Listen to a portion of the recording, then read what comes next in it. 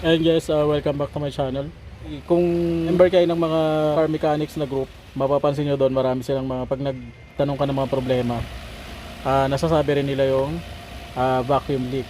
So, bibigyan ko lang kayo ng hindi naman siya talagang perfect na explanation, pero yung konting knowledge lang kung ano ibig sabihin ng vacuum leak. So, basically, yung vacuum leak po ang sinasabi natin kasi ito po, lahat po ng hose na to is connected except dito sa ano. Ito yung mga ganito, itong mga hose na to. Yan. May mga air pressure po yan. Yan, lahat yan. Itong manifold intake, magkakarugtong po yan. Yung pansinin nyo, ayan. Lahat ng mga wires na nandito, pati yung sa air filter, nakakonect po yan dito sa intake manifold. So pag sinabi nating vacuum leak, ang sabihin, either dito may mga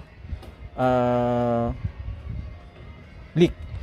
Kumbaga may mga butas na yung hose mo. Kaya pag sinabing vacuum leak, ang gagawin mo doon, i-check mo itong intake manifold. Pwede kasing mga gasket nito, mga o-ring, sira na. So lumulusot na yung pressure. Ito, yung mga hose na to, yan. I-double check nyo yan. Either possible kasi na barado or may leak na siya. May mga butas na yung hose mo. So yan, i-check mo lang siya. Vacuum leak po ang tawag. Yan po yung tinatawag na vacuum leak.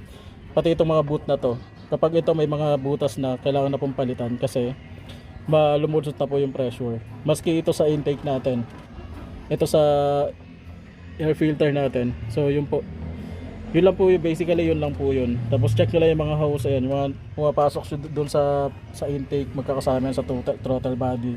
Isa dyan na may butas na, yung idle mo magiging rough kasi kulang na ng pressure. Isa yun sa reason actually. Kaya nung one time nung ginawa namin yung Avanza, may isang hose na parang ganito, hindi na ikabit. So nagre-ref idle siya, akit baba yung idle. So pina-check pa namin sa mga mekaniko. Usually mga mekaniko na pinapa-check namin, sanay sa carburetor. So ayaw nila galawin. So buti ako nung chinek ko, may tanggal pa na isang hose. Yun po yung importance ng mga hose na yan. Kaya importante siya na either nakakabit or talagang working siya, walang butas. So ganun lang po yun. Yung ibang specific na doon sa mga makina na vacuum leak, hindi ko na siya explain kasi masyado na siyang technical na para sa mga mekaniko na yon. So sa atin, yung basic lang.